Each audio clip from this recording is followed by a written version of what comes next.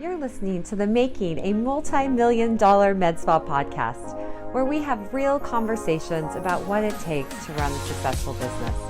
Thank you for joining us as we showcase and share our day-to-day successes and, even more importantly, failures and mistakes, and host some of our peers, colleagues, and other experts in the field. Welcome back to the Making a Multi-Million-Dollar Med Spa podcast. Today we have another episode featuring two guests from our industry, Stephen and Sara Camp, the dynamic duo behind Camp Plastic Surgery and Aesthetics in Fort Worth, Texas. You know we love a good power couple, and these two amazing individuals are all that and more. Tune in as we talk about the different roles they play, how their surgical and non-surgical services complement each other, and their advice on some of the speed bumps and hurdles that come with opening a practice. So I just want to jump in. And, I love to start with, what are you excited about in the industry? You both have different roles in your practice. And so maybe share a little bit about what your roles are. And then really what just excites you, makes you happy to come to work every day. All right, Stephen, you start. Okay. Yes, first of all, it's great to be here. And I think one of the things that is interesting is that, we're husband and wife and we work together. Just like you, Kathy and Matt. And I think we talked a little bit about how that actually is something that a lot of people have to navigate. And I think for us, there's obviously, continual challenges with that. But I think just in the way that when I met her, I felt like maximized and essentially, kind of completed. That translates to us for work. I mean, not for everybody.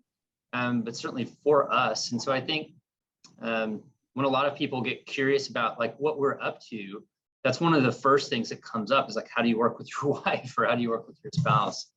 And I think our roles are different here in the office and then we are at home, but certainly for the reason that she works with me is because I do plastic surgery and she's a nurse and her background is heart surgery. And our roles are different. I do very much, hands-on clinical things, whether it be the laser resurfacing, and then a lot of my time I spend with surgery and surgical patients. And then we try and make decisions about how we can best treat our patients in the office, kind of comprehensively. So I take on the role of kind of vision, and then what we are going to do to achieve that vision. And then there's an operational side of it that I can't quite get to all those pieces. And so I think Sara is the operations and I'm the vision. And so I sit at home and kind of come up with a bunch of different bright ideas. And she tells me when I'm being absolutely silly or that's not so smart, that you might want to rethink that. We might have had a few of those conversations as well. So I think, for me, there's no one else that I could feel this free and open with my vision. And so in that way, I think any person that gets into aesthetics needs to figure out how to maximize what they see themselves being happy doing. And then who's going to help them deliver. Okay. And so every industry fights that challenge. You talk about things like logistics. You can have a great idea and you have a great product, but if the messaging is off or other things don't add up, you won't achieve all you can do. And even worse, you might even fail. So that's what I tell a lot of people, young plastic surgeons, other people that we see at like different trade shows or Sciton type events. Think about that. And so I think the way you asked that question was brilliant. And I didn't even know how to answer that. I would say when I started, and I think that's the way I feel about it now. So it's I get to think about all these kinds of things with the most trusted person that I could imagine. I think that's what makes it really work for us. And while I'm pretty good at coming up with a bunch of different ideas, I do not like doing a lot of like checklists and timeline and deadline stuff. I mean, it's not my favorite thing to do. I feel like that is separate from the creative juices that got me into aesthetics. But Sara loves this. She says this all the time. I'm going to take a break here, but she says, spreadsheets are my bed sheets. And it's not entirely true, but it's I not love entirely that a wrong. lot. I mean, just so much. Yeah. So that's what I do. I think about how things are going to meet our patients in the moment. And Sara goes, here's how we're going to make it happen, and it includes, things like budgeting, includes like timeline, includes marketing, which I like the term messaging better than I do marketing, because I feel like no matter what we do, you have to have a conversation with somebody. You have to get along. This is true with friends. This is true with sports teams. Go Chiefs. And my son loves Patrick Mahomes. Okay. Yes, so Patrick Mahomes isn't so at any rate, there's a Dallas Kansas City connection, so it goes way back. But and so I mean, Sara is as good as anyone I've ever been around at taking these kinds of concepts and then making them happen. And so she turns my vision into reality. I'm the dreamer and she's the realist, or maybe not. Well, you always say, Steve and I put way too much stuff on both of our plates. So that's what I'm really good at. The buffet. Yeah. Well, I just think it's so interesting because, I mean, I'm married to a dreamer, a big vision guy, and I love the details. Yeah. I really have to work through the details, and, not that I catch them all and I'm perfect at any of that, but like we have these conversations and it's like, there's just so many details that go into executing and making it happen, and to have two people, doing that together, and it looks, just so successfully. So Sara, how do you see it? Well, I'm actually terrible at details. But I'm great at delegating. So I always say delegate or die. So I have the most amazing team of girls that work with us. I think we're up to 12 now. We just hired one more person this week. And our team is wonderful. We really don't have much turnover at all. So we've been in practice for about 6 years. And almost everybody's been with us the whole time. And what I'm most excited about every day is coming into work. And so who can really say that? Not many people. But even on my days off, I always somehow end up here. How is it that you've gone so many years with so little turnover? Well, kind of like y'all. I mean, you've always been a vision to me. Like, I've loved watching you, Kathy, for years, even though you didn't know who we were, but I was like, they're so awesome. And so I just think it's, it's the truth though. I think y'all are amazing. And so I think it just means hiring people that you think are wonderful people. So you can always train people to do almost anything. But if you hire good people with good hearts and souls that you want to be around every day, because my gosh, if you could see, we actually have 5 of us officing in this one little room right now because we're building our building, which y'all have done. It's right next door. We're going from 2,200 square feet to 10,000 in about 6 weeks. Yay! So exciting. Congratulations. Thank you. But there's 5 of us right now in this office. So we are together a lot. Like, there's no hiding, and we laugh all the time, but we don't have turnover because we are a family. We have hard conversations, we have easy conversations, but we are like, it's all out there. I mean, we have embarrassing conversations a lot too. I mean, whoa, I know everything about them. Yeah. But that's the type of people that I like to hire. And so they're our family. And so I'm all about just getting to know my people. I know their families, I know their husbands, I know their kids. They know, obviously, my husband, but they know my kids too. And so that's why I feel like we don't really have staff turnover. We've had some, because that just happens in life. But you asked the question, what makes you excited? That's one thing. The other thing that makes me excited, and you're probably the same way, is aesthetics is becoming more commonplace in the United States. Like, you live in Kansas City, you live in Leawood. I used to live there, so I know right where you are. I saw that on your bio. Yeah, I lived there in the early 90s. And wow, that in the early 90s, we used to be embarrassed. Like, I don't highlight my hair. This is my natural color. What? Now, obviously, we admit that. And 10 years ago, people wouldn't admit that they had Botox. Well, now everybody's like, yeah, I'm going to my Botox treatment. And so posting about it. right? And they're proud. Mhm. And I'm hoping that in the next 10 years, more and more people will be open and happy to talk about what they do in aesthetics. And that's what I'm excited about. So, and we're on the cusp. Yes, and I think, with your business, it's different than ours in that you have plastic surgery, Yeah. as well as all of the medical aesthetic pieces from lasers to injectables and all of that. How do you see it as kind of different from the medical spa world versus some of the similarities? I think that they have to be complementary of each other. And so we, as I said, we office all together, like in this one little room, but we want our patients to know that we want you to do everything if that's part of the world that we don't want you to think of them as separate. And so say you get a facelift, well, that beautiful skin should look beautiful, not just pulled. So a BBL and a halo are wonderful things you should add in, and maybe some medical grade skincare. So if the skin doesn't look right, but it's pulled correctly, we haven't done the right thing for that patient, right? And so you understand, yeah. Yeah, it just blows my mind. I mean, Matt and I, we bought another building. We're moving in February. Congratulations. And yeah, we're in the middle of gutting it right now. We're going to take the top floor and then we're renting out the bottom. And our dream is to have a plastic surgeon that works in the building that we can refer to, because we have a number of plastic surgeons that we have known and worked with in Kansas City for for a long time, and continue to send people to them. But I just love that synergy. I just think for us, it would be so wonderful for us to have a plastic surgeon that worked in our space that we could say, oh, go right downstairs.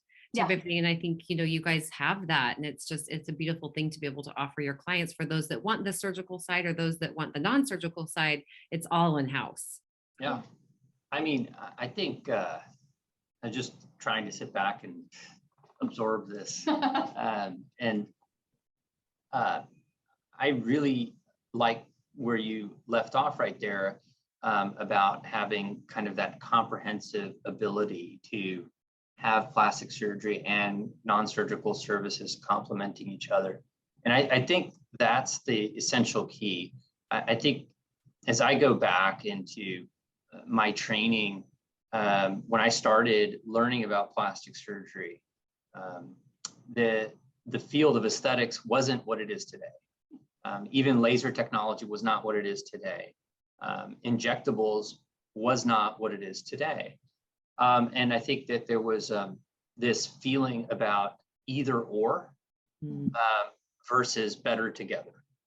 And what excites me, I think, the most about aesthetics, I think that's one of the key things that I love talking to people like you about, and other people at our meetings, is that the better together, or the synergistic phenomenon. And it's energizing. I could tell you, when I do just one thing over and over and over again, and only are involved in one small spectrum of it, there's tendency to feel like you're getting into a rut. You lose a little bit of your energy and momentum, and there's only so many ways to recreate a certain procedure and keep it feeling fresh. And with non-surgical services paired with surgical services, there's always a way to make something that you're already doing better. And with surgery, just like in life, there's like those three phases, right? So you are the person you are today, with all the skills and talent and energy and motivation that brought you to where today is. And before that, there was a person in the past that was on that pathway. And then you want to do your very best every day. And then what's the future hold? So I don't want to wake up today early in my practice and think, this is it. There's nothing else to do. And I think it's really exciting to be able to learn how to blend those things together. And I think a lot of us in aesthetics, just like you and Matt and like me and Sarah, we have ideas about this. And like, I'm like an idea factory. So it's great. I've got this great kind of ability to bring all those things together. And that is, to me, the relationship component of taking care of our patients and seeing them on that kind of ongoing life cycle of how we get to know them.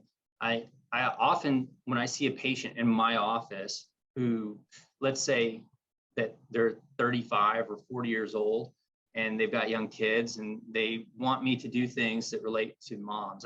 I tell a lot of people that 80% of my patients are moms. And so I feel like that is a mood, a moment in life that I've gotten very, very, very familiar with. And I want them to have something that is going to be something that really works.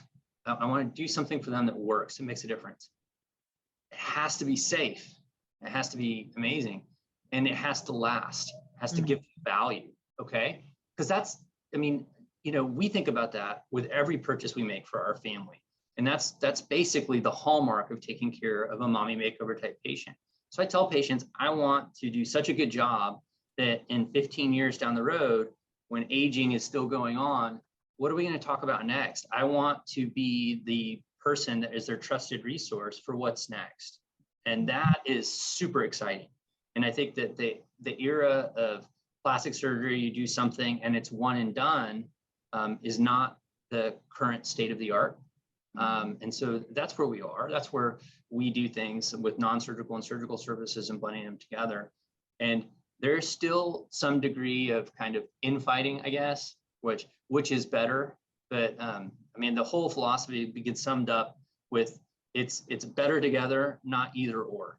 And I think I'm gonna write that down. Everybody That's a new one. can kind of take, you know, their own spin on that. And it, you know, it just change. It's about mindset and not like I'm only willing to do this. So I think it's very frustrating in aesthetics when you have a patient that you know you can do some things for, but not maybe enough. So they're there and they want you to help them and you want to help them. But let's say that they have a surgical concern about heaviness on their jawline, which is a jowl that needs to be surgically lifted. And as frustrating as it is, there isn't a laser or a filler that truly corrects that concern. And so you're better off avoiding something you can't correct than you are offering them something just because it's what you have. And so there's been this kind of ebb and flow of learning together where non-surgical stuff and surgical stuff figure out how they take best care of the person. I do want to throw in like a bit of wisdom that I picked up from you and Matt. It's like early on in our partnership with, you know, Saiton, you know, I heard you guys talk about the Nordstrom way, and immediately after that, we bought the book and read the book. And I think that there's a lot of different ways to embed consistency and loyalty within your med spa or your plastic surgery practice or your business in general. The Nordstrom way has a lot of things that are parallels in that. And so we've read a lot of different business books when we decided that we wanted to do this together. And that one was just another kind of brick in the wall, so to speak, for us. And it's about developing something that's a culture. And if you read these books, you'll find examples of stories where they take care of customers. They take care of customers as they approach their weddings. They take care of those same customers as they moved on from getting married, having kids. Now they're preparing for their own kids' graduations and weddings. And I think that was very impactful for me. So that's what I look forward to probably more than anything is that we have a growing life cycle of a relationship with our aesthetic patients, whether that's surgical or non-surgical. And I think we're learning how to message that it is this, it's a relationship for us to give you your best quality of life, all these steps along the way when you're ready to do them. And that's fun. That is a blast. Well, I think too, if you look at 15 plus years ago and how technology has changed night and day, right? But that it continually, whether it's the technology or the products or the things that we're using in our industry, but it's ever changing and ever growing, which gives us the ability to like ever change and ever grow and put together better solutions for our clients than what we could do 5 or 10 or 15 years ago. And for me, I think, you know, it's just one of the things that I absolutely love about what I do is that, you know, I kind of accidentally got into this field early on and have never left, you know, for those reasons, because there's so much within it to do. And I think, you know, being able to, for us, not having the surgical side, but partnering with surgeons so that we have that option, because I never want to overpromise and underdeliver. You know, it's got to be the other way. And so I think that there's so many more procedures that get us closer to like the results are getting better and better and the downtime's getting easier, which is Yes. also helpful. Yes. But then it continues, like our patient base continues to grow. Our clients continue to grow. Clients that wouldn't have come to us 5 years ago are now coming in because of technology like Moxie, or Yes. things that are super simple that will get them kind of eased in without some of the bigger procedures that result in a little bit of downtime. And the downtime is easy, and the result stuff isn't as painful as it used to be either. Right. I mean, Definitely. What's your all-time favorite treatment right now? Like, what could you not live without? I mean, Moxie is awesome. I actually just signed myself up for one next Thursday because I haven't had one in a couple months. I was going to do it today, but I have an event tomorrow night. So I swell really bad.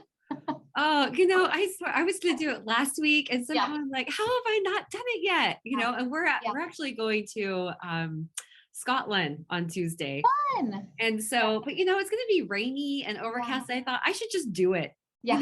I should just travel to Scotland with a Moxie treatment. What's the big deal? I mean, I love surgery. I just,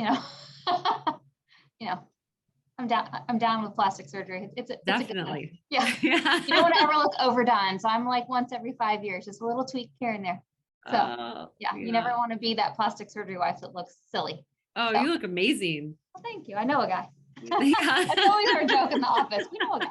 We know a guy. We got a guy for that. I got a plan. What's been one of the most difficult pieces to your business, whether it's something that you've overcome, whether it's with a client or with each other, with your team, with technology? Just what have been some of your growing moments? I mean, the easy answer, of course, would be COVID, but that's kind of boring. So, that was hard.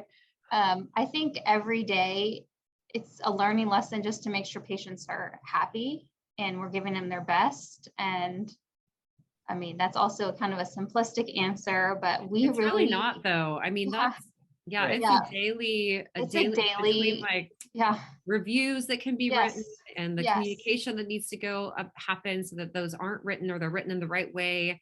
I mean, truly. And the busier you get, the more clients come through the door, the more of that happens I mean, I'm really proud of our staff, which I already said, but every day our team, I'm proud of them. They work to make updates and changes that are for the better. And so no one here is afraid of change, which I love about them. But every day we're like, what are we going to do for this patient, that patient, for the community, like every day.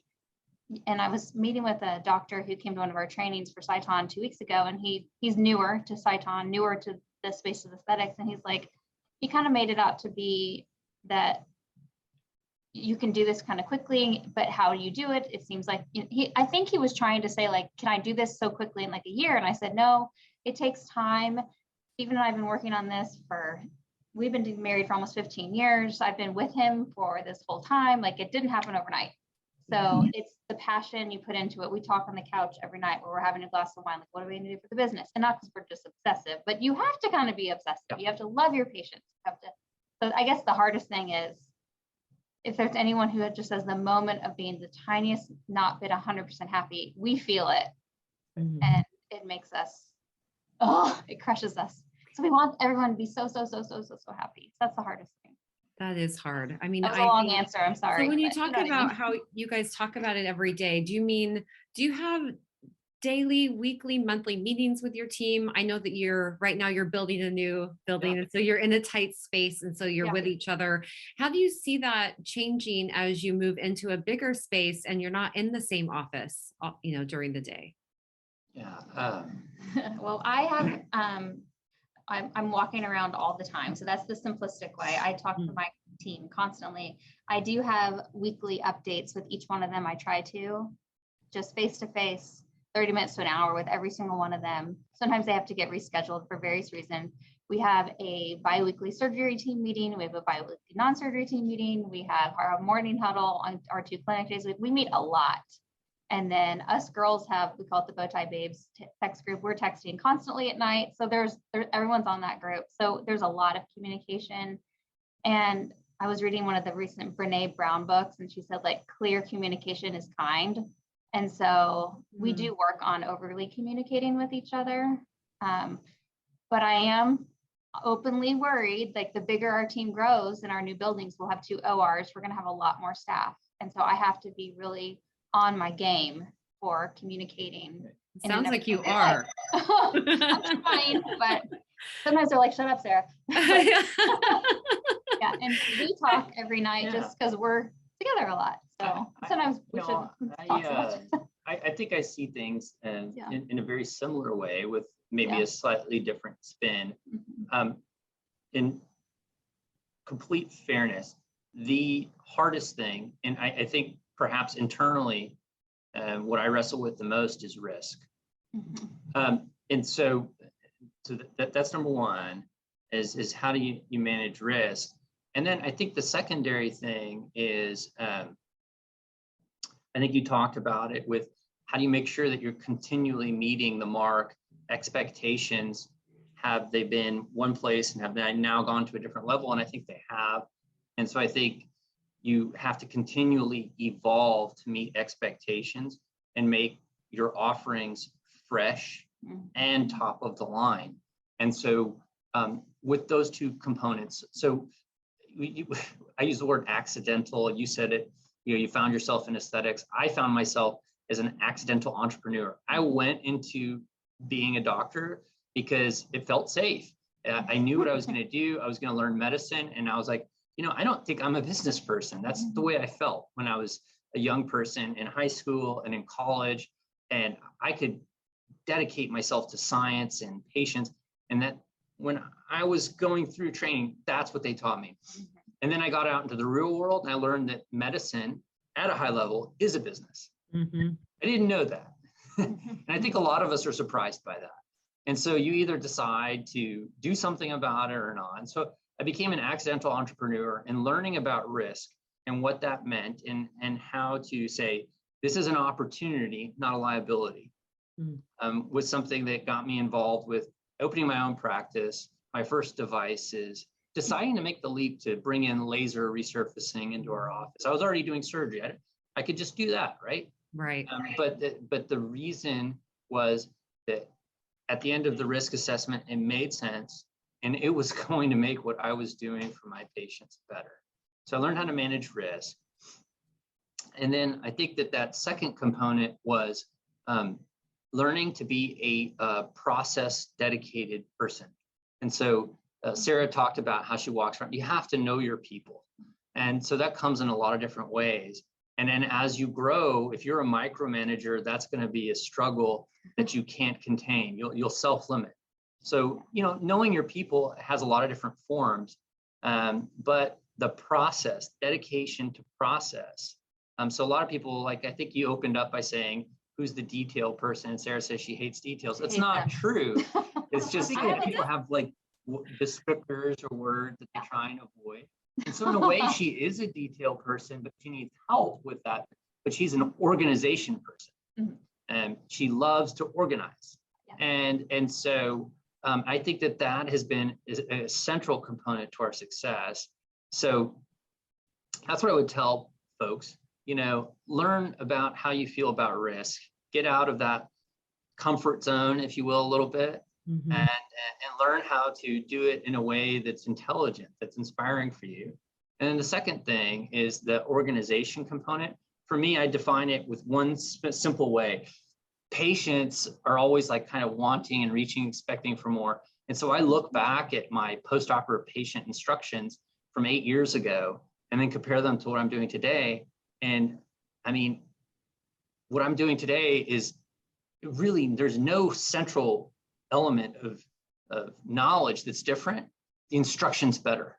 What patients are understanding out of it is better because I've thought about it. I've learned from those kinds of mistakes and said, how are we going to make that better going forward? And so I think that's what I would say is become a student of process and then ask yourself, check in incrementally, weekly, monthly, how can I make this process 10%, 20% better? And if you do that, you'll have the ability to grow, leverage your services, manage more people. That's what I think. And then, one of the things I talk to people is trying to figure out how to learn who they are, bring them into your organization, right? So when I hire somebody, or when you hire somebody, they are joining your business, they respect you immediately. So you have permission to manage them. But that goes away if you don't do anything with it. And so after that permission phase wears off, they have to know that you care about them. And then they have to have some degree of opportunity. They have to see that you're going to train them yourself. You're going to give them opportunities to grow. And then they have a chance to elevate themselves. They can basically, by following your organization structure, become a mini you and then do the same treatment. So I was the first person that learned how to do Cyton laser resurfacing in my office. I did the first halo in this office. And now I do less than 20% of all the lasering in this office. And it's because the people watched over my shoulder, learned over my shoulder. And while I was in surgery, they were more available. And now we're doing more because of that dedication to process. So long-winded again. I love it. Learning risk management and then becoming a student of process would be the way I summarize it. Love it. So what are you most excited about with your new building? Oh my God, I have a good one. Operating in our own surgery center and controlling our destiny. Yeah, that'll be huge. That will be huge. Yeah. And so the move-in date is when? Well, it was supposed to be August 6th, but now it's going to be later August because of getting our fire marshal to give us the okay. Yeah. It's right next door to our current building, so I can see it out that window right there. And so we went over today and they were putting in all the cabinets. So it's really close. So exciting. So exciting. Yeah, you guys are you're further ahead than we are. We went over a couple of days ago and they are just gutting it. So it's just down to the bare bones. Yeah. But I am very excited. It's fun. Where is your location? So we bought a building. It's about 3 miles from where we are. Okay. And we had expanded kind of in an awkward way in the building that we're currently in. So when we moved in, we had, 7,000 feet turns into 10,000 feet, turns into 12,000, but it ends up, some of it's across the hall and then some of it's downstairs now. And so it was time. And so we bought a building. It's total about 36,000 square feet, but we're just taking over the top floor. Amazing. And so but it'll be actually built out from like start to finish, the whole flow of the office and all of the rooms and the electrical and the plumbing and all the little things that make all the differences, as especially, being the providers and running the business. So I'm really excited. We, just to have an interior designer from the beginning that can help me, which is great. We have that right now and it's amazing because that's hard work.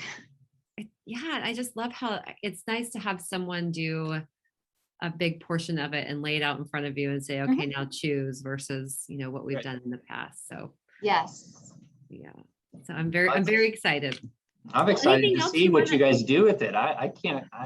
We need to come up to Kansas City and see it. Yeah, I want to see it. It's gonna be gorgeous. We would love it. We could go to a Chiefs game. I love it. Chiefs. Come on out. I love it. I used to go to them when I was younger and freeze my butt off. Oh, I am prepared. I go in full ski suit. I take a sleeping bag half the time. Yeah. They all laugh at me, surrounding me, but I'm just like, I don't care. I'm warm. Yeah. So it all works out. We have a tailgating bus. We're kind of all in. We'll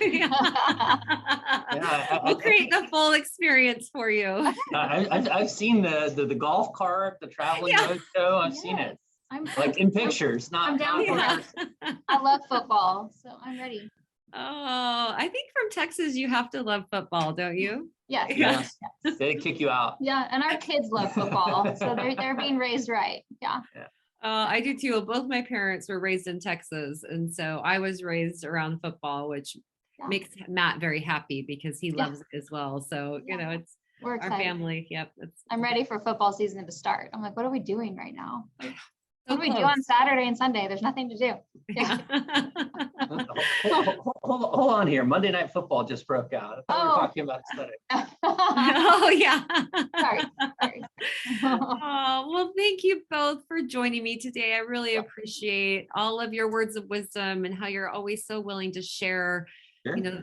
what you've been through and the growth that's happening. And, I've seen that as you've traveled around the country and speaking at Sciton events and different things. I've just always been so impressed. And so just can't thank you enough for coming on and sharing with our Mint family as well. Well, it was a blast. We appreciate you. And yeah, we got to come visit and bring our team up to see the magic that y'all do. When's your next big event? September. Oh, it's soon. It's soon. So we always do it's usually the third week. This year we're doing the fourth week in September, but it's always a Thursday in September. So we'd love to have you all out. And listen to some live music during the event, have a glass of wine. I know we really need to come. Like, we have been talking about y'all's events forever. We're like, we need to learn how to do. We've never been able to have events in our current building, but our new building, we made a party patio on it just to model after what y'all are doing. We want to model after y'all. You have a party patio? Yes. Sort of. It's That's what I call it. Will you send me pictures? What is this going to look like? Yes. It's like a big patio on the second floor. I love it. Yeah, I'm calling it the party. It's a place where people can numb or they can have coffee, but I'm calling it the party patio because my God, I cannot wait to tell Matt, and I'm going to blame it all on you with that budget increases for my party patio. Yeah, the party patio. Yeah, I'll send you a picture. Oh, I love it. Yeah, please do. Yeah. All right. Well, enjoy the rest of your week, and I hope to see you soon at one of the Sciton meetings. Thank you for tuning in to the making of a multi-million-dollar med spa podcast. For helpful links and more information about any of the Mint training tools and resources mentioned in today's episode, be sure to visit mintaesthetics.com/podcast.